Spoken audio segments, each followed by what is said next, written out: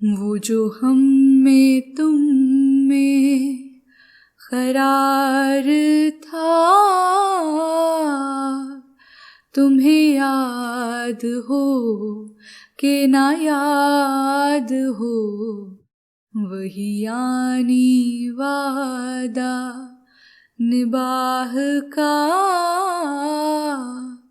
तुम्हें याद हो कि ना याद हो, वो जो हम में तुम में।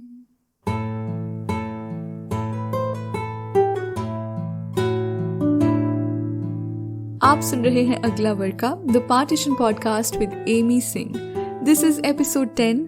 जी आया नो इस्तकबाल स्वागत।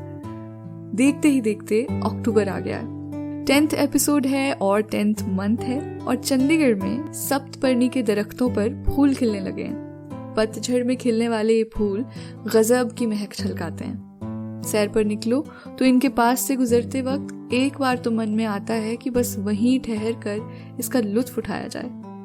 और फिर नजर आ जाते हैं सैर के रास्ते में हायल पुराने बरगद के दरख्त, जो कभी कभार मुझे मेरे दादाजी जैसे लगते हैं, माइटी ग्रैंडफादर ट्रीज। मुझे इनकी आड़ में होना ऐसा लगता है जैसे अपने दादाजी के आगोश में वापस लौट आना। दरख्त, रुख, इन्हां दे नाल इंसान दा रिश्ता बहुत गहरा हुंदा है। रुख साडे लई निरी मेर ने, सड़दी धुप च छां दा वसीला, भुखे ढिड लई फल हासिल ते मर्जां दा हीला।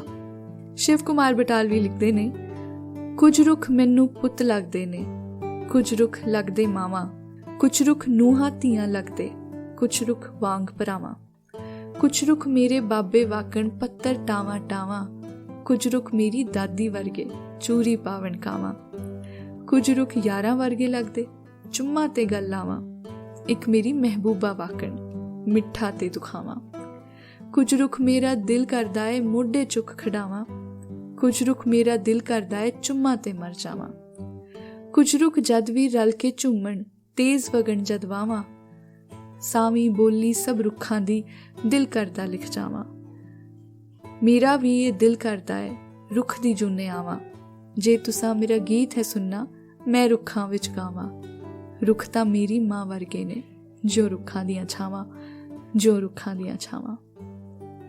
इन्हीं पेड़ों की छांव में बैठते उठते बाज दफा मेरे ख्याल झिलमिलाने लगते हैं। मैं सोचने लगती हूँ बंटवारे के जुल्मी दिनों में इन पेड़ों, पौधों, बूटों का क्या हाल रहा होगा। जब लोग बेघर बेमुल्क अपनी खुद की जड़ें तलाश कर रहे थे तो इन दरख्तों से कैसा रिश्ता रहा होगा उनका। इसका जवाब तो मुझे नहीं पता, लेकिन एज यूजुअल अपने ख्यालों का, सवालों का पीछा करते करते मैं रूबरू हुई बरगद के 2 पेड़ों से, और मैंने सोचा कि आज के इस एपिसोड में मैं आपको उन्हीं की कहानी सुनाती हूँ।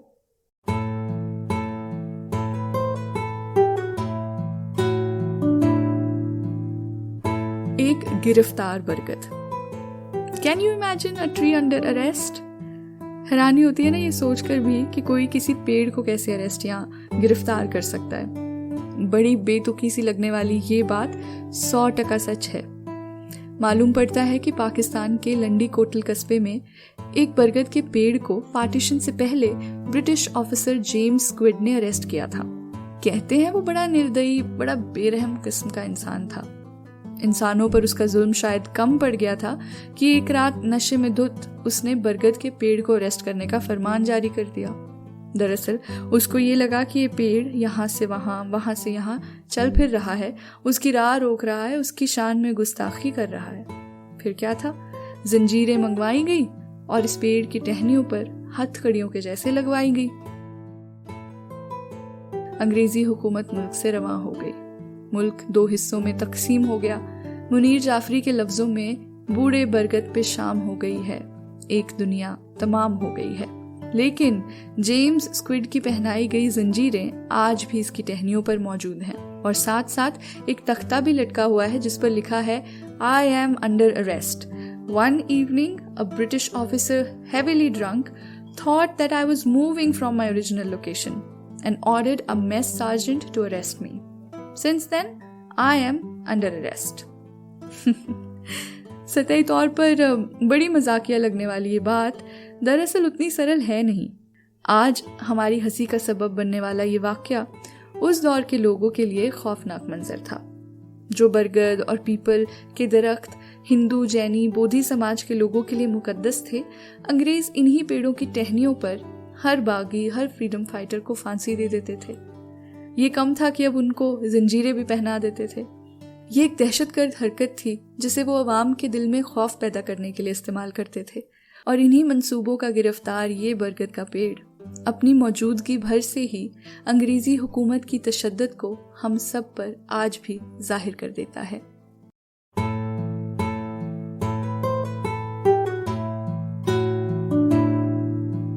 बरगद के पेड़ हिंदुस्तान और पाकिस्तान दोनों के लिए पाक हैं। ये पेड़ सूफी शायर शाह हुसैन के मुर्शिद शाह बहलोल दरियाई की दरगाह पर छांव भी करते हैं और तपस्या में लीन गौतम बुद्ध की देवपुत्र मारा से हिफाजत भी करते हैं। मेरे लिए बरगद का कद और ऊंचा तब हो जाता है जब वो हमें बांटने वाली सरहद को मानने से ही इनकार कर देता है। बंटवारे के वक्त सियालकोट और जम्मू के दरमियान एक लकीर खींची गई। बॉर्डर लाइन पर पड़ने वाले सुचेतगढ़ में एक बरगद का पेड़ था जो बंटवारे की लकीर का रास्ता रोके खड़ा था, जैसे कह रहा हो कि वो तो इस देश के दो टुकड़े नहीं होने देगा बस। पर उस बेजुबान दरख्त की कौन सुनता, तो बस बॉर्डर की लाइन को इस बरगद के बगल से खींच लिया गया और इसके आसपास कंक्रीट के पिलर्स बनवाए गए और इस तरह से सीमा रेखा साफ जाहिर हो गई। आज बंटवारे के 75 साल बाद ये बरगद नंबर 918 उसी लकीर की मुखालफत करता हुआ पिलर नंबर 917 और 19 के दरमियान उसी सीमा रेखा के ऊपर सीना ताने खड़ा है। सरहदों को ना मानने वाले इस दरख्त की जड़ें दोनों देशों में फैली हुई हैं। इसके तने का एक हिस्सा हिंदुस्तान में है और दूसरा पाकिस्तान में। सुबह इसकी ठंडी छांव सरहद के उस पार गिरती है तो दोपहर में इस पार। दोनों जानिब से इस पेड़ पर कोई दावा नहीं करता, पर इसका एहतराम सब करते हैं। बीएसएफ और पाकिस्तानी रेंजर्स के जवान इसी के साए में बैठकर फ्लैग मीटिंग्स भी करते हैं। मुझे सुनैना काचरू की एक नज्म याद आती है कि अगर हम सरहदों पर पेड़ उगाते, अगर हम सरहदों पर पेड़ उगाते, क्या हम सायों पर भी बांध बनाते? सूरज को कैसे धमकाते, क्या आग लगाते? पूरे चांद की पागल कोयल जब जब गाती, किसको बहकाती? मेरे जिस्म का साया अगर वहां पे पड़ता तो जुर्माना लगता। फूल जो खिलते किसको मिलते, दरगाह जाते या मंदिर चढ़ते? फलों का जब बंटवारा करते, क्या लड़ते मरते? बोलो बोलो उसके हिस्से कैसे करते? पानी को बाजार बनाकर, फौजी को औजार बनाकर, हर शय को व्यापार बनाकर, पुश्तों ने तारों को खींचा, हमने भी नफरत से सींचा। पर अगर हम सरहदों पर पेड़ उगाते।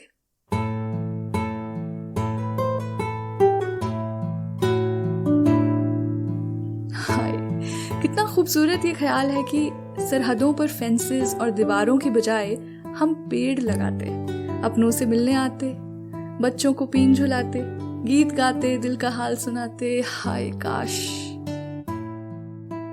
इतने साल गुजर गए, नफरतों से सींच कर हमने हमारी सरहदों को भी अपने जैसा पत्थर दिल कर लिया है, जटिल सा। Can we imagine a borderless world? महज जुदाई और दर्द का सबब बनने की बजाय ये बॉर्डर्स हमारी महफिलों की जगह भी तो बन सकते हैं। जाते जाते with an invitation to reimagine our borders and to hope of a kinder, closer, happier world, I would leave you with some lines from one of my favorite books, Cloud Atlas. All boundaries are conventions, waiting to be transcended. One may transcend any convention, if only one can first imagine of doing so. Moments like this, I can feel your heart beating as clearly as I feel my own, and I know that separation is an illusion.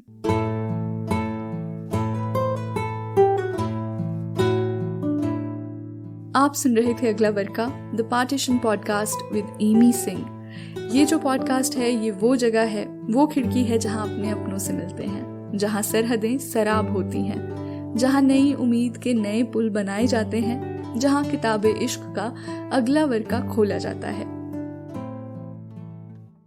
इस podcast को subscribe करने के लिए bell icon press करें और इसे अपने अपनों के साथ भी जरूर शेयर करें। अब आप हमारे पॉडकास्ट को YouTube पर भी सुन सकते हैं। तो अब मुझे इजाज़त दीजिए, आपसे अगले हफ्ते फिर मुलाकात होगी। सुनते रहिए, मोहब्बत को चुनते रहिए।